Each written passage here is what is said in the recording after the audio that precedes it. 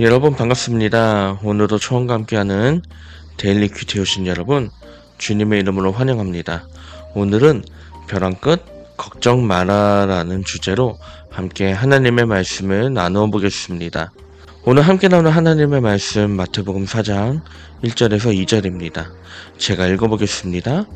그때 예수께서 성령에게 이끌리어 마귀에게 시험을 받으러 광야로 가서 40일을 밤낮으로 금식하신 후에 줄이신지라. 아멘. 이제 성경 속으로 한번 들어가 볼까요? 일반인으로 30년간 사셨던 예수님께서 드디어 공생애를 시작하십니다. 세례 요한에게 세례를 받으시고 예수님은 성령이 충만해지시죠. 자, 그리고 나서 예수님은 과연 어디로 가실까요? 놀랍게도요, 성령의 이끄심에 따라서 간 곳은 바로 광야였습니다.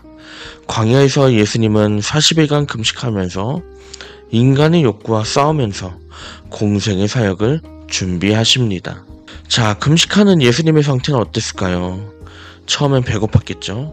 그리고 나중에는 배고픔을 넘어서 모든 것이 음식으로 보이는 그런 환각을 경험했을 것입니다. 어쩌면 환청까지도 경험했을지도 모르죠. 자, 이때 예수님의 심정은 어땠을까요? 처음에는 배고팠을 것이고 견디다가 나중엔 분노했을 것이고요. 그러다가 나중에 정말 육체적인 한계에 다다르고 정신적인 한계가 왔을 때는 이러다가 죽는 게 아닐까 하는 벼랑 끝에 두려움과 공포가 밀려왔을 것입니다. 그런데 중요한 게 있습니다.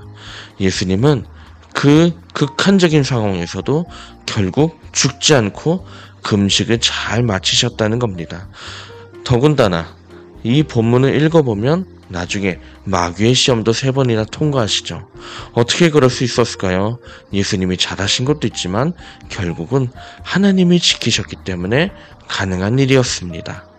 살다 보면 우리도 현실의 어려움 앞에서 마음이 조급해지고 이러다가 죽는 게 아닐까 하는 두려움과 공포에 잡힐 때를 만납니다. 물론 상황을 보면 그런 두려움과 공포가 합리적으로 보일 수 있습니다. 하지만 그때 기억할 것이 있습니다. 그때도 우리가 두려워하고 공포에 사로잡히고 때로는 하나님이 미울 때에도 하나님은 우리를 지키시고 이끄신다는 것입니다. 하나님은 때때로 나를 벼랑 끝으로 밀어넣습니다.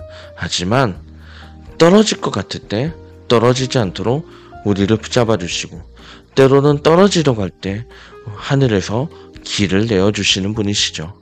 그 하나님을 믿는다면 우리는 무슨 일에도 두려워할 이유가 없습니다. 무모한 도전을 하자는 뜻은 아닙니다. 하지만 필요 이상으로 세상을 두려워할 필요도 없다는 뜻이죠. 우리는 그저 이끄심에 따르면 됩니다. 오늘의 말씀에서 저는 이 질문을 한번 생각해 봅니다. 혹시 지금 이 순간 나에게 죽을 것 같은 두려움을 주는 삶의 문제가 혹시 있습니까? 그렇다면 혹시 여러분은 그 문제 어떻게 대처해 오셨고 앞으로는 어떻게 대처하시겠습니까? 물론 이렇게 질문하고 답하는 자체가 사치처럼 느껴지는 분들도 분명히 있을 겁니다. 저도 그런 시절이 있었습니다. 정말 아무것도 못하고 아무것도 할 수 있는 게 없다라고 생각을 했을 때 그때 저는 세상이 두려웠고 삶의 문제로 너무나 좌절했었죠. 저와 같은 분들이 지금 이 순간에도 분명히 있을 것이고 그런 분들 중에는 초원을 보면서 정말 작은 동아줄을 붙들고 싶은 그런 마음이 있을 거라고 생각합니다. 그래서 저는 초원에 정말로 솔직하고 진솔한 질문을 한번 던져보고 싶습니다. 어떤 질문을 던져볼 거냐? 두렵고 무서운데 아무것도 할 수 없을 것 같을 때 어떻게 해야 될까? 한번 초원의 도움을 받아보겠습니다.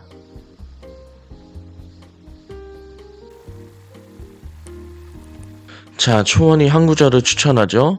이사야 41장 10절 말씀. 자, 제가 한번 읽어보겠습니다. 두려워하지 말라. 내가 너와 함께함이라. 놀라지 말라. 나는 내 하나님이 됨이라. 내가 너를 굳세게 하리라. 참으로 너를 도와주리라. 참으로 나의 의로운 오른손으로 너를 붙들리라. 아멘. 자, 초원의 추천 구절 한번 잘 보시겠습니까? 초원의 추천 구절을 보면 유독 강조되는 부분이 있습니다. 바로 너를입니다. 너를 굳세게 하니라. 너를 도와주리라. 너를 붙들리라. 그리고 이에 덧붙여서 위에 보시면 너와 함께 할 것이다. 이런 너를, 너와 이 부분이 굉장히 강조가 되죠. 저는 이 표현 안에 정말 하나님께서 얘기하시고자 하는 뜻이 분명히 있다고 생각합니다. 어떤 거요? 복잡한 생각을 내려놓고 하나님 앞에서 단순하게 서라는 뜻이죠.